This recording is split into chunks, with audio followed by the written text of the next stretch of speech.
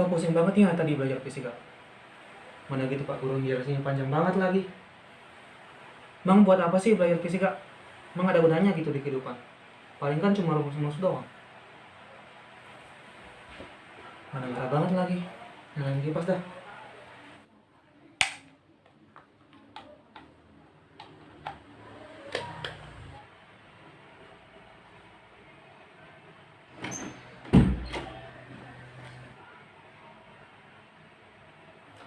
Halo, kenalin gue Firman dari masa depan.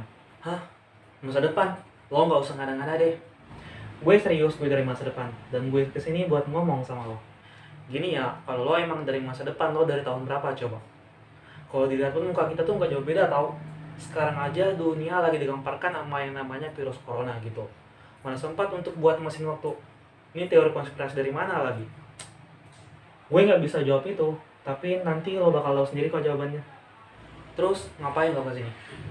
Gue kesini buat jawab pertanyaan lo. Lah, itu lo belum jawab pertanyaan gue. Katanya gue akan tahu sendiri gitu. Bukan yang itu, tapi yang ini. Emang buat apa sih belajar fisika? Emang ada gunanya gitu di kehidupan? Paling kan cuma rumus-rumus doang. Oh, oke. Coba jawab. Nah, jadi gini, fisika itu sangat penting dalam kehidupan kita. Bukan hanya sekedar rumus-rumus yang kita hitung gitu. Banyak hal-hal di sekitar kita yang berkaitan tentang fisika gitu. Ya elah, lo mah ngomong doang kayak guru gua. Buktinya mana coba?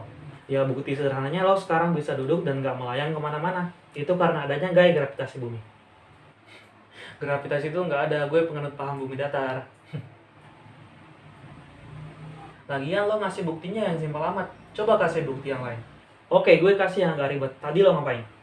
Ngomong sama lo sebelum gue datang tepatnya. Duduk, napas, main HP, dan tadi nyalain kipas sih. Nah, tadi lo nyalain kipas kan? Tahu nggak sih ketika lo nyalain kipas, di situ ada beberapa fenomena fisika yang terjadi.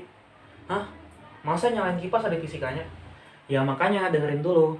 Yang pertama itu ada konsep konservasi energi, di mana kipas angin ini mengubah energi listrik menjadi energi gerak. Nah, terus yang kedua, tadi lo ketika colokan kipas angin itu ke stop kontak, posisinya bebas aja kan? Bisa dibolak-balik antara posisi 1 dan posisi 2-nya gitu.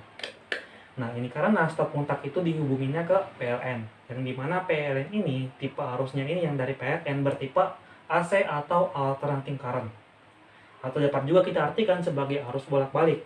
Nah, yang bolak-balik itu polaritasnya. Oh. Oke, lanjut ke prinsip kerjanya. Tadi kan gue bilang bahwasanya kipas angin itu mengubah energi listrik menjadi energi gerak. Nah, itu menggunakan motor listrik.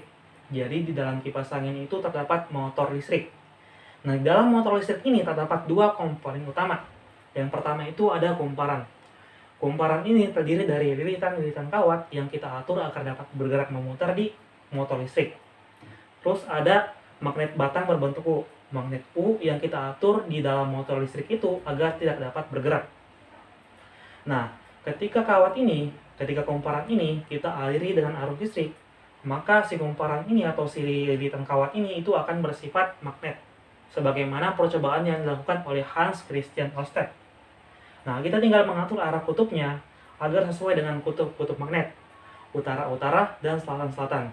Nah, ini untuk apa? Untuk memunculkan gaya tolak-menolak pada magnet dan kumparan, agar kumparan dapat bergerak memutar. Nah, perputarannya ini kita hubungin ke baling-baling kipas angin, sehingga baling-baling kipas angin itu dapat bergerak memutar. Nah, gimana? Paham kan? Ya, anggap aja gue paham ya. Dan berbicara lebih lanjut nih ya, tanpa adanya beberapa ilmuwan seperti Carnot, Clausius, dan Joule dengan penelitian mereka di bidang termodinamika, lo nggak bakal mungkin ngerasain adanya motor dan mobil seperti sekarang. Terus ada Albert Einstein dengan teori relativitasnya, itu menjadi dasar dari penggunaan Google Maps. Terus ada Maxwell dengan penelitiannya di gelombang elektromagnetik, itu menjadi dasar dari panggilan seluler dan pengiriman SMS. Nah, itu hanya contoh-contoh kecilnya saja. Masih banyak hal-hal menunjukkan di sekitar kita itu yang berkaitan tentang fisika. Lo hanya perlu gali aja gitu. Nah, gue mau nanya nih, gimana sih caranya agar gue itu suka fisika? Gimana ya? Itu dari diri lo sendiri sih. Yang pertama itu ubah pola pikir lo gitu. Jangan berpikir bahwasanya fisika itu susah gitu, tapi berpikirlah bahwasanya fisika itu seru dan menyenangkan gitu. Terus yang kedua, ubah cara belajar lo gitu. Jangan cuma belajar fisika terkait rumus dan hitung-hitungan gitu. Namun belajarlah sambil amati fenomena-fenomena fisika yang ada di sekitar kita. Atau enggak, lo bisa cari alat-alat yang bisa membantu lo terkait memahami fenomena-fenomena fisika gitu. Terus yang terakhir, jangan mudah putus asa dan jangan mudah menyerah. Oh, insya Allah. Doain gue ya supaya gue bisa suka dan cinta sama fisika. Oke, sip. Amin. Doain diri sendiri lah. Nih, gue ada oleh-oleh. Apa ini?